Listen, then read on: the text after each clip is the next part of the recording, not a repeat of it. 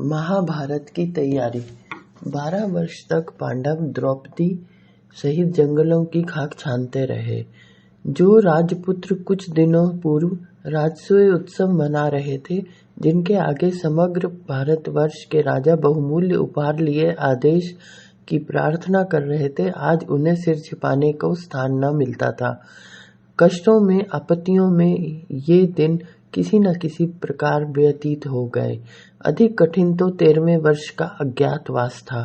आखिर ऐसी कौन सी जगह थी जहां ये आत्मियों से भी छिपकर रहते।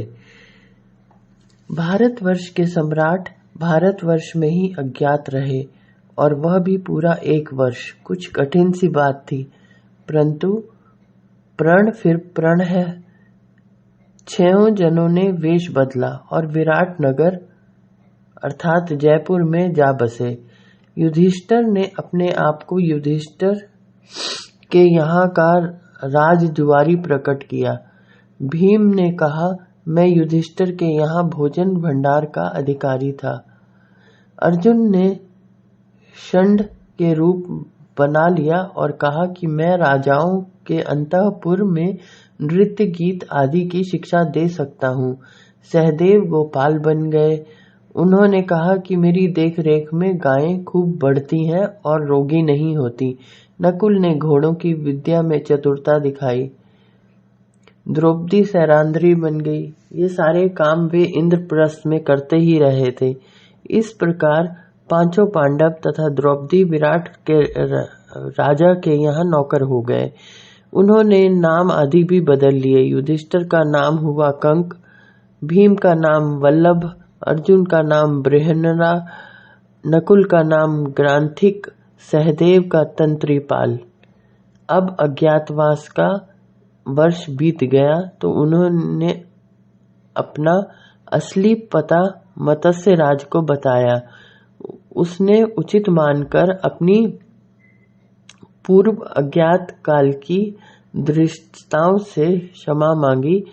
अर्जुन विराट कन्या उत्तरा को एकांत में गीतादि की शिक्षा देता रहा था। वह युवती हो चुकी थी। विराट ने प्रस्ताव किया कि अर्जुन उसके साथ विवाह कर ले। अर्जुन ने स्वयं विवाह न किया, परंतु अपने लड़के अभिमन्यु के साथ उसका विवाह करना स्वीकार कर लिया। जो पहले शिष्या रूप में उसकी पुत्री थी, अब स्नुषा रूप में भी उसकी पुत्री ही बनी रही। विराट ने अपनी मान मर्यादा रख ली, अर्जुन ने अपनी। दोनों के व्यवहार में सूक्ष्म परंतु विमल आर्यशील काम कर रहा था। उत्तरा को तो इस प्रकरण में व्यहस्ता कहा ही है। अभिमन्यु की आयु का अनुमान इससे किया जा सकता है कि राजसूय की समाप्ति पर वह आए हुए राजाओं को विदा करने के काम में नियुक्त था, और अब उस राजसूय को 13 वर्ष से ऊपर व्यतीत हो चुके थे। 13 वर्ष तो वनवास तथा अज्ञातवास ही रहा था। इसके अतिरिक्त कुछ अंतर राजसूय और द्यूत के बीच का भी समय रहा होगा। विवाह के कुछ समय पीछे युद्ध आता है और उसमें अभिमन्यु मारा जाता है। वहां इसे अप्राप्त यौवन कहा है।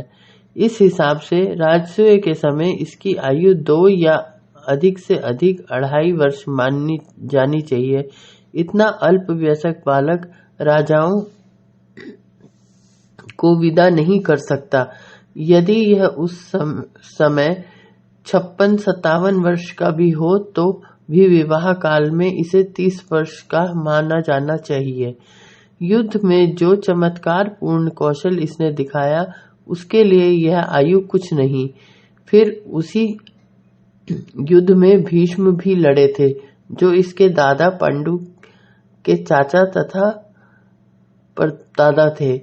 इसलिए यदि उस समय इसे बाल योद्धा समझा जाए तो अतियुक्ति नहीं, उल्टा अप्राप्त यौवन कहना कवि का भ्रम या अतिशयोक्ति है। संभवतः महाभारत में यह उस समय का प्रक्षेप है जब 30 वर्ष का मनुष्य बालक नहीं समझा जा सकता था। विवाह के अवसर पर पांचाल राज द्रुपद अपने पुत्रों सहित पधारे।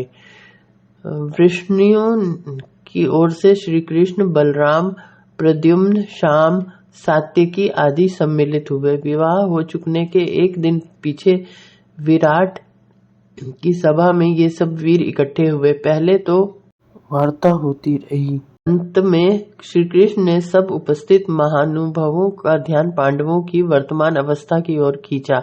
उन्होंने कहा कि पांडवों का पैतृक तथा अपने बाहुबल से जीता हुआ राज्य जुए में कौरवों ने जीत लिया है। द्यूत समय में के प्रण के अनुसार इन्होंने 12 वर्ष का वनवास और 1 वर्ष का अज्ञातवास का घोर कष्ट भी भोग लिया है। अब इन्हें इनका राज्य वापस मिलना चाहिए। हम सब इनके संबंधी हैं। हमें ऐसा प्रयत्न करना चाहिए जिससे इनका भी इष्ट सिद्ध हो जाए और दुर्योधन का भी हित हो। युद्ध तो ये कर ही सकते हैं और यदि अपनी वर्तमान अवस्था में निर्बल हो तो भी मित्रों की सहायता से ये यत्न करेंगे ही। परंतु यदि शांति से ही सभी काम हो जाए तो खून खराबे की कोई आवश्यकता नहीं है। दुर्योधन के पास दूध भेजकर प्रयत्न करना चाहिए कि भाई भाई आपस में बिना मनमुटाव के वही करें जो धर्म है। दुर्योधन बलराम का प्यारा शिष्य था। कृष्ण के बाद बलराम ने वृक्ता की। उन्होंने दूध भेजने का प्रस्ताव का समर्थन किया, परंतु दोष युधिष्ठिर को दिया कि इसने शकुनी से जुआ खेला ही क्यों। अब इसे अनुनय विनय से ही काम लेना चाहिए। इस पर सात्यकी, जो अब तक नवयुवक था और अर्जुन का धनुर्विद्या में शिष्य था, उसे जोश आ गया। उसने कहा, युधिष्ठिर दोषी उस समय होते यदि ये किसी को अपने यहाँ जुए के लिए बुलाते। बुलाया ही शकुनी ने और फिर उसने छल किया। हम क्षत्रिय हैं, क्षत्रिय का हथियार है युद्ध। दुर्योधन को युद्ध के लिए ललकार कर युधिष्ठिर के पांवों में ला डालना मेरा काम रहा। बूढ़े द्रुपद ने भी इस सम्मति को पसंद किया। उन्होंने कहा, दुर्योधन मीठी मीठी बातों से न मानेगा। वह तो लातों का भूत है, बातों का उस पर कोई असर नहीं होगा। धृतराष्ट्र उसी के पीछे चलेगा। भीष्म और द्रोण कृपण हैं और कर्ण और शकुनी मूर्ख हैं। होना युद्ध ही है, इसलिए तैयारी तो युद्ध की ही करनी चाहिए। सभी राजाओं के पास दूध भेजे जाए और उन्हें सहायता के लिए प्रेरणा करें। दुर्योधन के पास मैं अपने पुरोहित को भेज दूंगा, वह सियाना है, समझा देगा। इस मत विमत प्रदर्शन के पीछे श्री कृष्ण ने फिर भी भाषण किया। उन्होंने अपने भाई बलराम की रुचि को दृष्टि में रखकर कहा, भाई हमारे तो दोनों पक्ष संबंधी हैं, आत्मीय हैं। हम चाहते हैं भाइयों भाइयों में मुफ्त का खून खराबा ना हो, इसलिए दूध तो भेजिए। इस समय के लिए पंचालों के पुरोहित ठीक हैं, द्रुपद वृद्ध है, हम सबके ये गुरु समान हैं। द्रोण और कृप के ये सखा भी हैं। इनके बीच में पड़ने से संभव है शांति से निपटारा हो जाए, अन्यथा ये सियाने हैं, लड़ाई का सामान भी करते ही रहना चाहिए। हम अपने लिए इतना ही कह सकते हैं कि और सबको निमंत्रण देकर हम सभी को पीछे से बुलाएं। इतना और कह दूं, यदि युद्ध हुआ तो विजय अर्जुन की ही होगी। इस भाषण में श्री कृष्ण ने जहां भाई के विचारों का आदर किया है, वहां अपनी स्थिति भी अच्छी तरह से स्पर्श कर दी है। युद्ध होना ही है, इसका अनुमान कर पूर्ण उद्योग की मंत्रणा भी दे दी है। परंतु यदि युद्ध के बिना काम चल जाए तो उसका रास्ता भी खुला रखा। उपप्लव विराट नगर में दुर्योधन के गुप्तचर भी आए थे। उनके ज्ञानार्थ यह भी बता दिया कि कृष्ण की सम्मति में विजय अर्जुन की ही होनी है। कृष्ण उस समय के सर्वोपरि नीतिज्ञ थे, इसलिए इस सम्मति का बड़ा मूल्य था।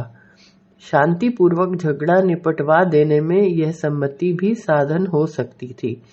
अर्जुन और कृष्ण की जिस मित्रता का प्रारंभ द्रौपदी के स्वयंवर से हुआ था, वह उत्तरा के विवाह में अपनी पराकाष्ठा तक पहुंच गई। कृष्ण अर्जुन को देखते ही उसकी अतुलनीय वीरता पर मुग्ध हो गए थे। सुभद्रा का विवाह अर्जुन से कर अपने उनके संबंध को और भी घनिष्ठ कर लिया था। अभिमन्यु की शिक्षा, खांडव दाह में सहकारिता तथा जरासंध के वध ने इन दोनों वीरों को मानो 2 तन 1 प्राण कर दिया था। 12 वर्षों के वनवास तथा 1 वर्ष के अज्ञातवास से अर्जुन जो पहले सोना था, अब कुंदन हो गया। अब इस वीर युगल की आपस में प्रतिज्ञाएं भी हो गईं। कृष्ण ने कहा, मित्र, तेरे लिए इस शरीर की बोटी बोटी उपस्थित है। अर्जुन ने कहा, बंधो, ये प्राण और किसके हैं? आज्ञा कीजिए और ले लीजिए। अभिमन्यु के विवाह ने संबंधों की लड़ी को और भी लंबा कर दिया। श्री कृष्ण को तो उस समय क्या पता था कि जिस साम्राज्य की वे अपने कुल में अपने बंधुओं को स्वच्छंदता के कारण स्थापना नहीं कर सकते थे, सुभद्रा की संतान द्वारा वृष्णियों का भी स्वतः ही उसमें भाग हो जाएगा। दैव अपना मार्ग बना रहा था, कृष्ण उसका साथ दे रहे थे, या कृष्ण संभवतः दैव को ही अपने पीछे लगाए चले जाते थे। अर्जुन इनका शिष्य भी था। गुरु अपने शिष्य में फलीभूत हो रहा था।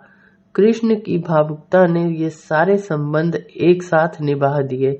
इन सब का योग हुआ आत्मीयता।